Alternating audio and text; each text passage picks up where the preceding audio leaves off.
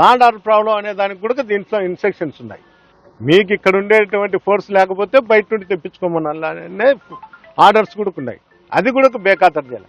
నేనైతే ఒకటి ఏం చెప్తున్నా అంటే, మీరందరూ డిపార్ట్మెంట్ అంతా, నేను ఒకటే వస్తా, ప్రభాకర్ రెడ్డిని అడుగుతా, ఆయన్ని అడుగుతా, నాయన నేను ఎప్పుడు రావాలో తాడిపత్రికి మీరే చెప్పండి.